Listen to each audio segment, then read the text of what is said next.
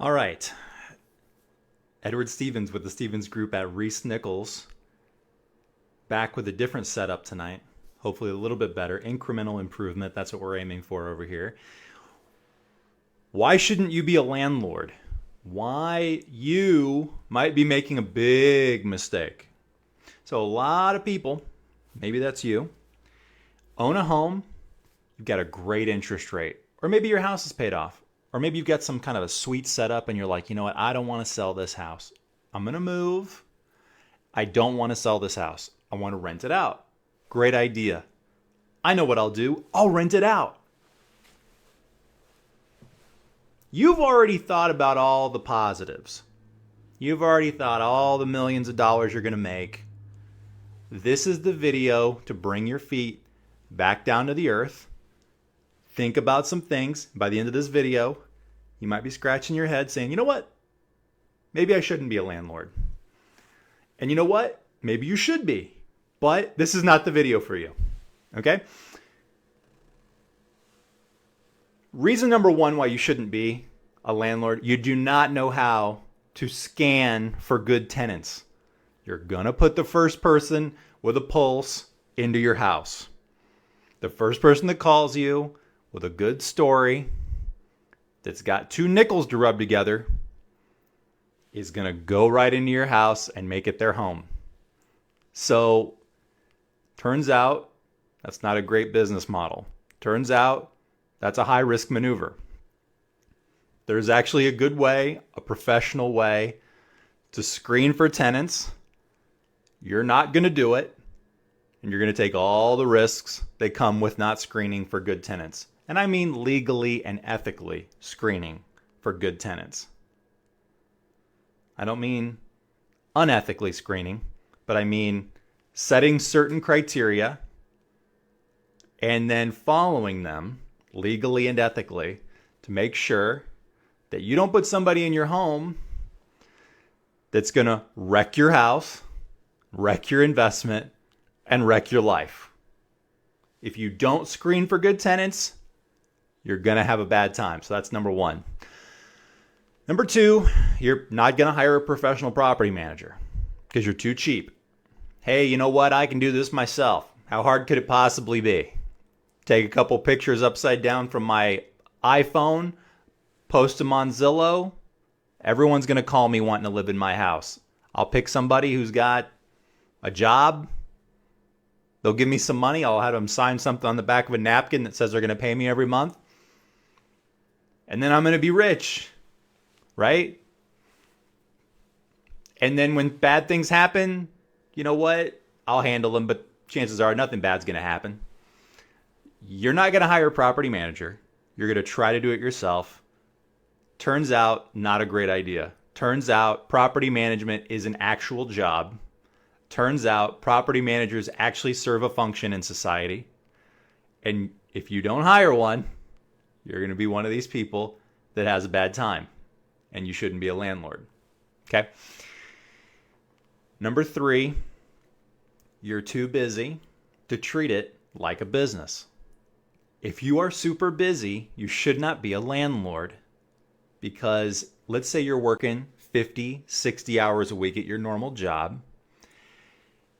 And you decide, you know what, I'm living in this house. I have no real estate experience other than I've bought several houses and I've lived in them through the years. And I'm going to move out. I'm going to put some stranger in this house. If you don't treat that like a job, if you don't prepare yourself for being able to answer the calls and professionally handle this for the next 12 months or 24 months or however long you plan to rent it, it's going to become a distraction for you. You're going to take your eye off the ball, and all the risks associated with taking your eye off the ball, taking the eye off your investment, all of those risks enter into the picture. When you're working 50, 60 hours a week at your job and you're trying to do family and you're trying to take care of yourself and you're trying to do all the things that you normally do in life and you add this to it and you ignore it, bad things will happen. Next, you're going to lose your mind if you have to have an eviction. If you have to do an eviction on your tenant and you don't know what to do, it's going to get bad. It's going to get very bad. There's going to be legal fees. There could be a lot of repairs. And there's going to be a ton of stress. And if you're, like I said, if you're not prepared for those things, you're going to have a bad time. You should be thinking about eviction before you ever sign a lease with somebody. You should not be a landlord because you're going to lose your mind if and when there's an eviction. I'm just telling you. Next, you're optimistic. That's another reason why you shouldn't be a landlord. You should not be looking at things from the perspective of, well, there's no way that could happen. There's no way that person could screw me over.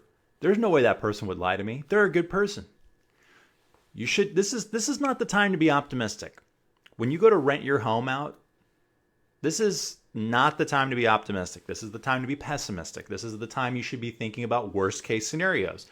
But because you're not doing that, because you're optimistic, because you're thinking, I'm going to make millions of dollars by renting my home out,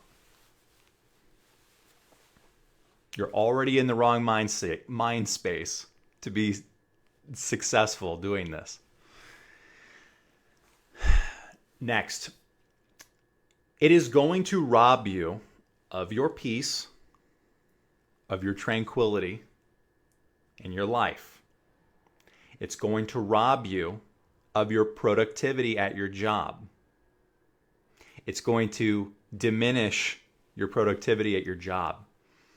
If you have a job where your boss expects you to get your work done and you're taking calls from your tenant, hey, the toilet's flooding again. Hey, you have a mouse problem in your garage. Hey, the kitchen's on fire. Hey, the roof's leaking. Hey, I'm going to be short on the rent this month. Hey, can I have a dog? Hey, our dog had puppies and now we have 4 dogs. Is that okay? When you're taking these calls at your job and you're pulling your hair out, chances are your boss isn't going to be okay with that. Your boss is not okay with you running your side hustle while he's paying you to do your normal job. Okay? You can't control when the tenant is going to call you. So your productivity is going to go this direction at your job. Your earning capacity, your earning potential at your job is going to go this direction. That is going to suck for you and your family. And it's a huge risk that nobody talks about. That main job that you've got, that's what got you into that house. That's what helped you buy the house. That's what's teed you up for success. You lose that, it's over. You're going to have to go out and find another one of those. So I highly recommend you don't do anything to jeopardize that, but you will. And that's why you shouldn't be a landlord. Because you're putting your job on the line and you're putting your mental health on the line, your peace, your quiet nights, your ability to sleep peacefully. All that's going to go out the window when you're taking calls after calls after calls with problems. Last, there's probably about 20 more reasons, but the last one I'm going to give you on why you shouldn't be a landlord is because your home is not going to appreciate as much as you think it will when a tenant has ran through it. And I see these landlord specials all day long.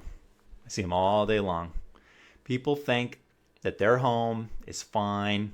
It's a little messed up. The tenant ran through it, messed it up, busted it up. Had a bunch of dogs in there, had a bunch of cats in there. They pissed all over the floors. They ruined the carpets. They ruined the hardwoods. You got dogs, chewing on the molding and scratching at the doors. And you got kids that have, finger painted all over the walls. And you've got, all these problems that happen because you had these tenants that were like kind of messing your house up. And you just kept coming in there with the paintbrush and painting over it and half-assing all the repairs. You do that one time, you might be able to get away with it if you sell it to somebody, down the line. But if you just keep doing that 3, 4, 5 years of tenants coming and going and wrecking your place and you half-assing the repair and then putting another tenant in, you are not going to have the value of home that you should have because you didn't maintain it the way everybody else in the neighborhood maintained theirs, because they were owner occupying. And when they saw something wrong with the house, they actually fixed it the right way. They weren't thinking about, well, my cash flow potential, if I can just do this repair kind of cheaply, then that's the tenant's not going to realize it, and then I'm going to make more money. Like, people that are living in your neighborhood are not thinking that way. They're not being cheap like that.